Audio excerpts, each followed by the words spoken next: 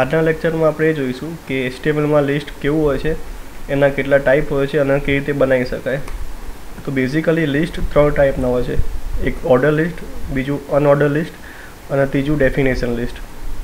હવે order list એટલે કેવું કે પર્ટિક્યુલર ઓર્ડરમાં હોય, જેમ કે આલ્ફાન્યુમેરિક હોય એ રીતે, ટાઈમ્સ રોમન નંબર્સ હોય, આલ્ફાબેટિકલી ABC અથવા તો 1 2 3 ડિસ્પ્લે કરીએ એ ઓર્ડર લિસ્ટ કહેવાય.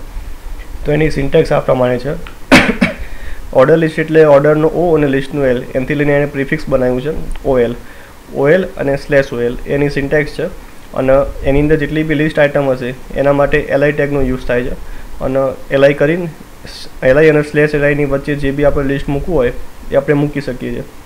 ફોર એક્ઝામ્પલ કોઈ પણ મેં ઓર્ડર લિસ્ટ બનાવ્યું હોય તો આ રીતે હું સિન્ટેક્સ OL અને /OLની વચ્ચે જેટલી બી LIની અંદર હું મારી આઇટમ મૂકી હોય એવું મૂકી દઈશ અને એનું આઉટપુટ આ રીતે આવશે.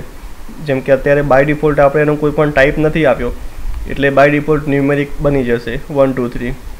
હવે ટાઈપ એટ્રીબ્યુટ બી અલગ અલગ પ્રકારના હોય છે.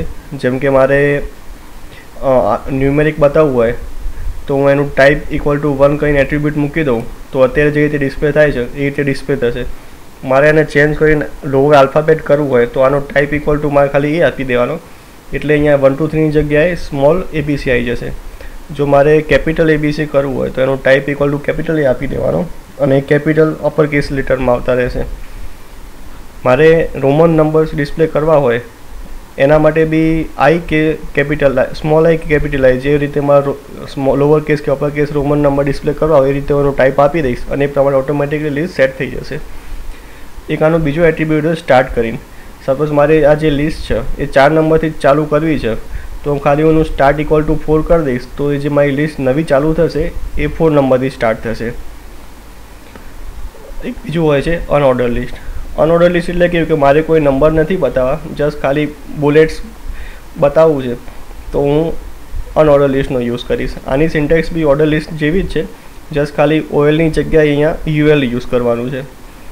અને એમાં સપોઝ મેં છે ને બાય ડિફોલ્ટ હું કોઈ પણ ટાઈપ એનું સ્પેસિફાઈ નથી કરતો તો એ મારે આ જે બાય ડિફોલ્ટ છે એ ડિસ્ક ટાઈપનું બતાવશે.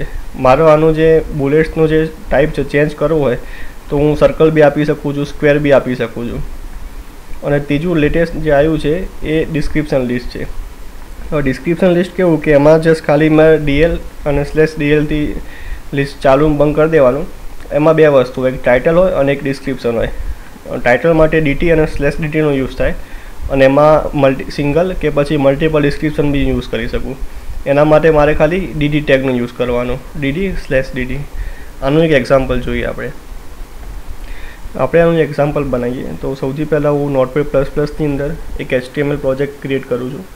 તો આનું જે લેંગ્વેજ છે લેંગ્વેજમાં હું HTML સિલેક્ટ કરી દઈશ. એથી શું થશે, જે બી હું લખીશ એ મને HTMLની સિન્ટેક્સ હાઇલાઇટ કરશે. આને હું સેવ કરી દઉં છું ડેસ્કટોપ ઉપર. સૌથી પહેલાં એક હું આનું HTMLનું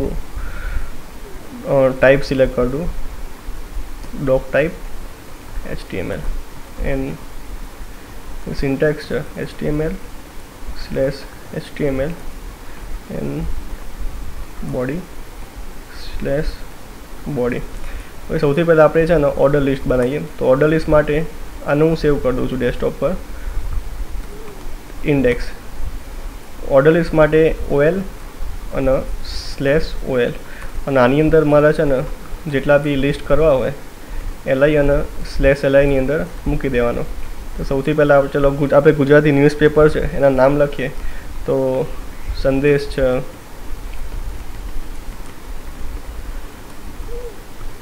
દિવ્ય ભાસ્કર છે કે પછી ગુજરાત સમાચાર છે. આનું હું સેવ કરું છું અને મેં એના ડેસ્કટોપ પર સેવ કર્યું છે. આને ઓપન કરીએ આપણે તો આપણે જે બી ન્યૂઝપેપરના નામ લખ્યા હતા એ આપણને ન્યુમેરિક લિસ્ટમાં ડિસ્પ્લે કરે છે.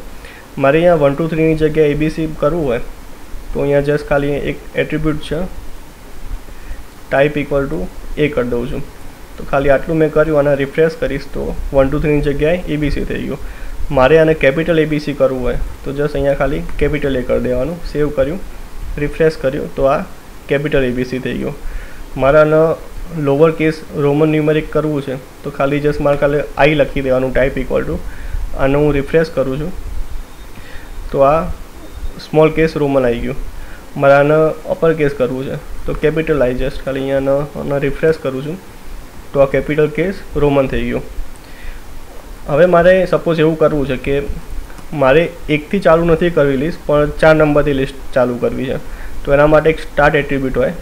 સ્ટાર્ટ ઇક્વલ ટુ આપણે જે નંબરથી આને લિસ્ટ ચાલુ કરવી હોય એ નંબર અહીંયા આપી દેવાનો. સેવ કર્યું અને અહીંયા રીલોડ કરીશ તો આ 4 નંબરથી ચાલુ થઈ ગયું. તો આ હતું ઓર્ડર લિસ્ટ. સેમ વસ્તુ અનઓર્ડર લિસ્ટ હોય છે, પણ એમાં ખાલી ઓએલની જગ્યાએ યુએલ આવે. UL/UL. બાકીની સિન્ટેક્સ બધી કોમન છે. અનઓર્ડર છે એટલે એમાં સ્ટાર્ટ હોય નહીં, અને એનો ટાઈપ એ આપણે પછી જોઈએ. જસ્ટ ખાલી અત્યારે હું આને સેવ કરી દઉં છું અને આને અહીંયા રિફ્રેશ કરું છું. તો દેખો આ થઈ ગયું અનઓર્ડર લિસ્ટ, કેમ કે એના કયો ઓર્ડર છે આમાં ખ્યાલ ના આવે એટલે એને અનઓર્ડર કહેવાય. આના અલગ અલગ ટાઈપ હોય છે, જેમ કે આના માને સર્કલ બતાવવું છે તો આને સેવ કર્યું, રીલોડ કર્યું તો આ સર્કલ થઈ ગયું. સપોઝ મારે આને સ્ક્વેર કરવું છે તો અહીંયા ખાલી ટાઈપની અંદર સ્ક્વેર કરી દેવાનું, રીલોડ કર્યું તો આ સ્ક્વેર થઈ ગયું. તો આ હતું અનઓર્ડર લિસ્ટ. હવે ત્રીજી જે લિસ્ટ છે એ છે ડિક્લેરેટિવ લિસ્ટ. તો જસ્ટ ખાલી એની સિન્ટેક્સ હોય DL/DL. એના DLમાં બે વસ્તુ હોય, તો ટાઇટલ હોય અને ડિસ્ક્રિપ્શન હોય. તો એનું ટાઇટલ માટે DT/DT અને એનું ડિસ્ક્રિપ્શન માટે DD/DD. અહીંયા ટાઇટલમાં સપોઝ આપણે આપીએ કે ઇંગ્લિશ ન્યૂઝપેપર્સ અને કોઈ આપી દે કે times of India, Hindustan times, અને સેવ કર્યું અને અહીંયા રીલોડ કર્યું. તો આપણે જે ડિસ્ક્રિપ્શન લિસ્ટ બનાવી એનું ટાઇટલ થઈ ગયું અને એનું ડિટેલ આ રીતે ડિસ્પ્લે થશે. હવે આમાં જરૂર નથી કે એક ટાઇટલનું એક જ ડિસ્ક્રિપ્શન હોય, આ મલ્ટિપલ બી હોઈ શકે. ફોર એક્ઝામ્પલ મારે આને એ રીતે ડિસ્પ્લે કરવું છે ગુજરાતી ન્યૂઝપેપર્સ, અને દરેક ન્યૂઝપેપર અલગ અલગ રોમાં મારે કરવું હોય તો ફોર એક્ઝામ્પલ સંદેશ છે કે પછી દિવ્ય ભાસ્કર છે ઓર ગુજરાત સમાચાર, અને હું સેવ કરું છું અને અહીંયા રિફ્રેશ કરું છું તો દેખો એક ટાઇટલ છે પણ એના મલ્ટિપલ ડિસ્ક્રિપ્શન છે. તો આ હતું લિસ્ટ.